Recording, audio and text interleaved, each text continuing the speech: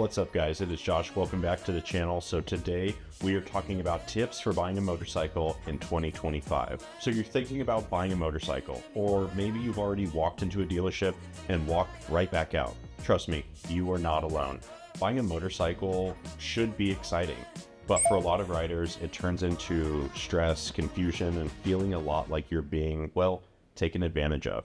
So in this video, I'm going to walk you through the entire motorcycle buying experience from start to finish. We're going to talk about real dealership tactics, which fees are legit and which ones are a complete scam, and how financing actually works and how to protect yourself from getting ripped off. I'm even going to walk you through the finance office and show you what to watch out for in the paperwork. So tune into all of that and more as we walk through the complete motorcycle buying experience.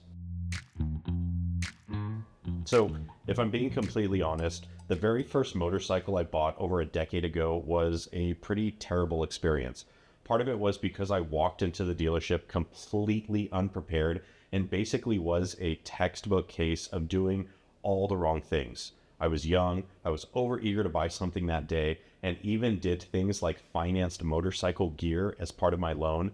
I got the extended warranty, I got the wheel and tire package. In the end result, I was majorly upside down on a motorcycle that I would quickly outgrow, but that is another story for another time. So in this video, I want to share with you some tips and strategies to help you navigate buying a motorcycle from a dealership in 2025. So let's start with the first truth that no one talks about, the price tag. That is not what you are going to pay. Dealerships add things like freight charges, destination fees, setup fees, documentation fees, and a lovely little thing called ADM, or additional dealer markup. Some of these things are legitimate charges. The dealer did pay to get this bike to the showroom, but most of the time they are padding these numbers. For example, in California, it is illegal to charge you a destination fee if it is already included in the MSRP. But in most other states, it's actually totally legal. And here's the kicker. They don't have to tell you what's real and what is made up. So when you see a $2,000 or $3,000 dealer premium, that is just pure profit for them, guys. And the shady part is, it is completely legal. There's no federal limit on how much they can mark up a motorcycle. They can charge you whatever they want as long as someone is willing to pay it. But here's where it gets even sneakier as we move into financing.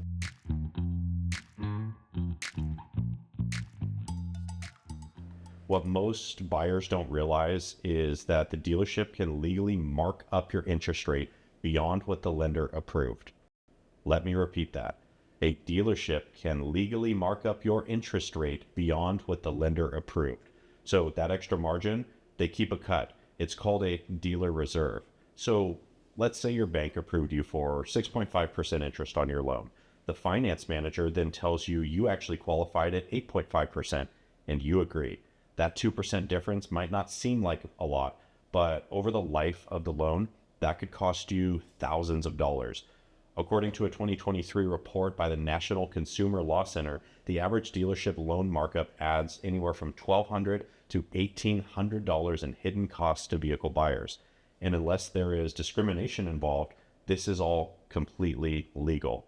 There's no federal laws requiring a dealership to even disclose the lender's buy rate, so that is the actual rate that you are approved for. Most states don't require it either. That's why it's so important, guys, to get pre-approved by your bank or your credit union before you walk into a dealership. It gives you a benchmark and it lets you spot the markup immediately. Now, I've unfortunately personally had this happen to me. I was too trusting of a dealership only to find out that I could have dealt with the credit union or my personal bank directly, and I could have saved 3 to 4% on the financing of a motorcycle. Nowadays, I don't purchase anything unless taking advantage of a special corporate financing offers like 1.9% APR in select bikes. This is something to look for if you're not going outside of financing, but just know the more popular the motorcycle, the less likely your motorcycle manufacturer is going to be to offer special lower financing.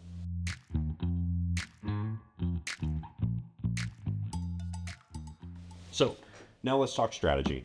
When you walk into a dealership, limit how many things you're negotiating at once. Focus on one variable at a time If you start talking about price and financing, trade-in values, and warranties all at once, you are giving them too much room to play games. So here's how to stay in control. Number one, start negotiating the out-the-door price.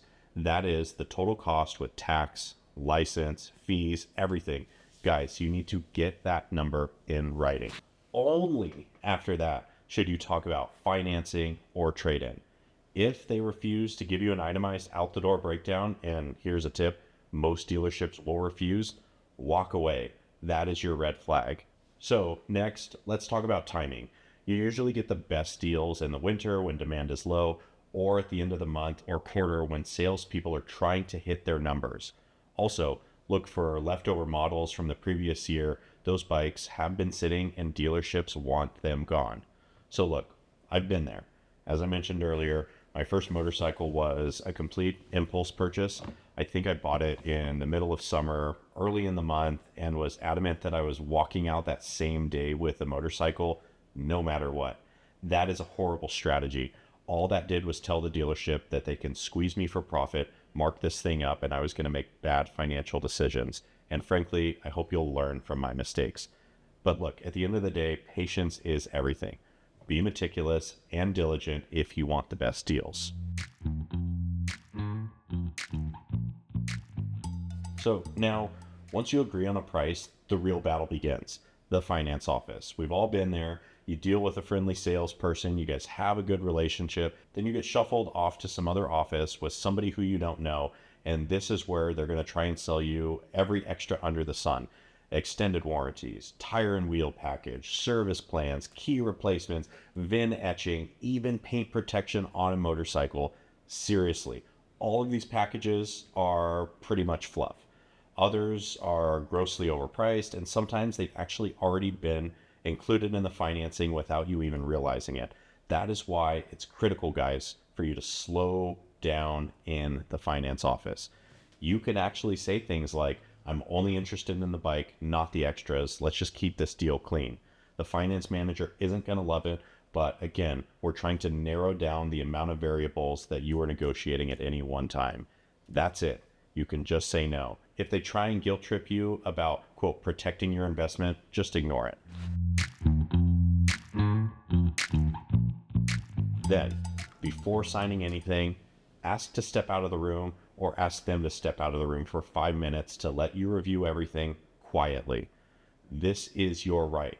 You're going to want to double check things like that the price is what you agreed to, that the interest rate is what you're expecting, and that no extras were slipped in at the last minute. Take as much time as you need because look, a lot of people don't know this, but in most states, once you sign and take possession of the vehicle, the deal is final.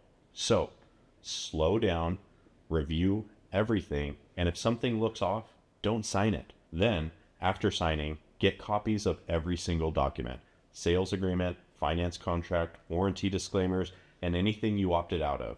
Make sure that the VIN on your paperwork actually matches the VIN on your bike.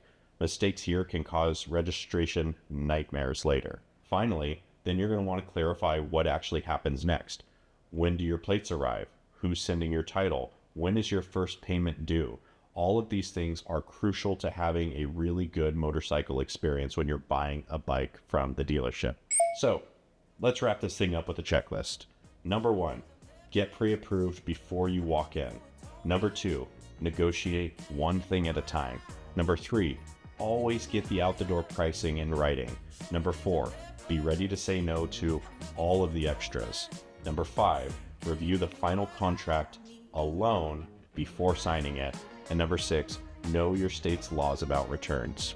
Buying a motorcycle should be one of the best days of your life. Don't let it be the day that you get taken for a ride before you even hit the road. Ride smart, guys. Ride safe.